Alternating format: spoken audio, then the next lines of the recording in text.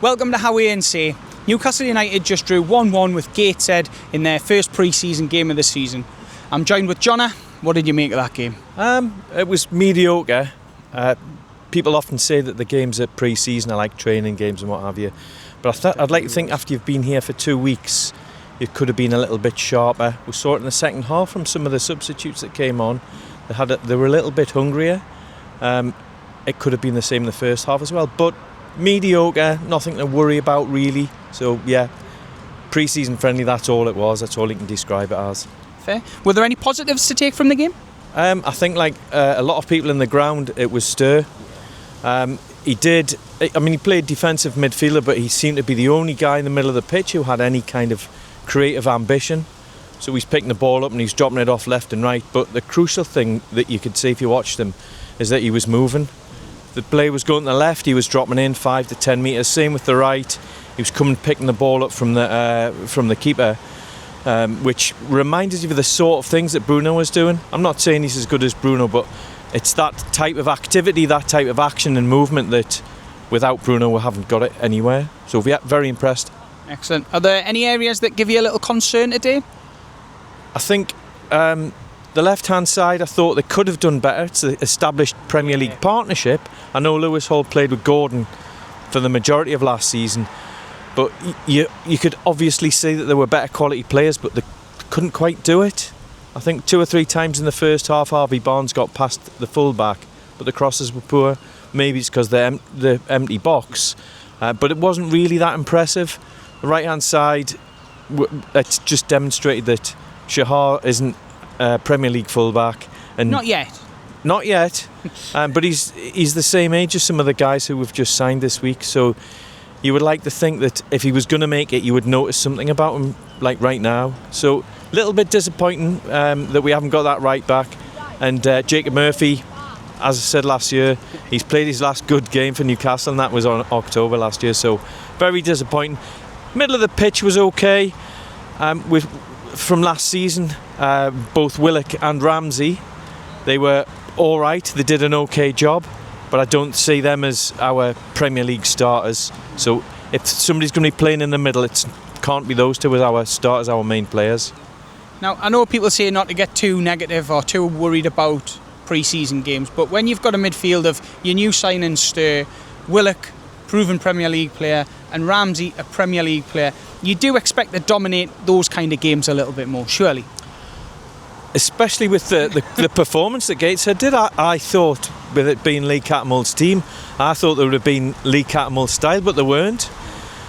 They weren't very creative, but they blocked out and they negated everything that Newcastle did. So from that perspective, I think that those three could have done better. It demonstrated that the lack of creativity and different ideas. There wasn't a wide outlet for either of them, so if they won the ball, they were closed down and they ended up losing it or playing negative sideways passes like we ended up doing against low block teams last year. So disappointed for the two of them.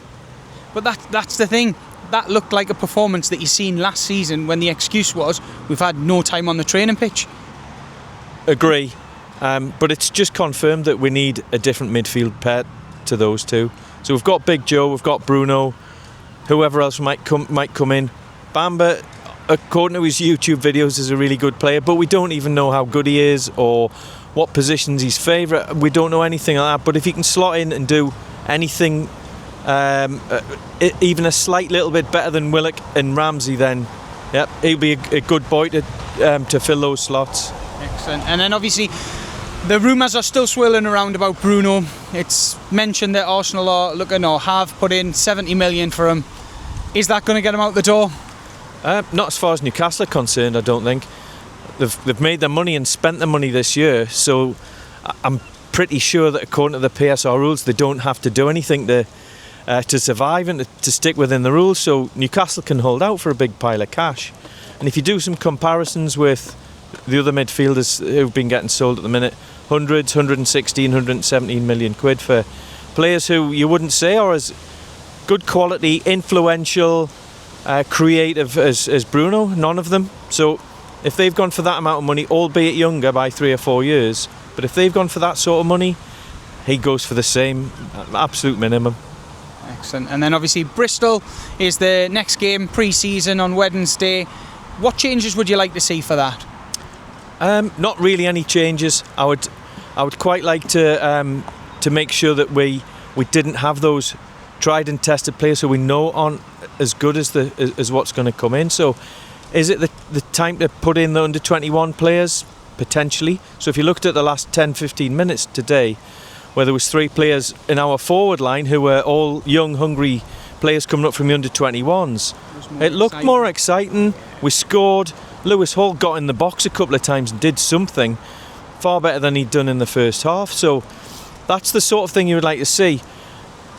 However, for all of those players, if you've got 3 youngsters, how can you ever prove to yourself as the manager if they're going to be good in a team of 8, 9 or 10 decent players alongside them? So it's not going to tell you anything. So yeah, it's really only going to be fitness stuff.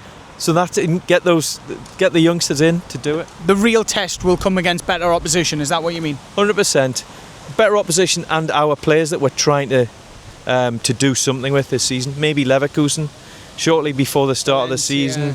Yeah, well, Valencia later on. Yeah, rather than the upcoming game. So just look at the fixtures now today and this week as kind of fitness boosters, and then later in the pre-season, think of it as actually testing the quality and seeing what they can do. Yeah, not forgetting that all the Premier League teams are playing against lower league opposition.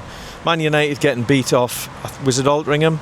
And nobody really complained about that and mentioned that when you talk about Newcastle's performances in their friendlies. So it's a thing, and that's what the pre-season friendlies are for. So shouldn't get too disappointed.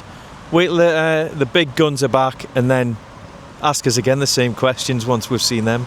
No problem. I will do just that. Thank you very much. Toodle pip.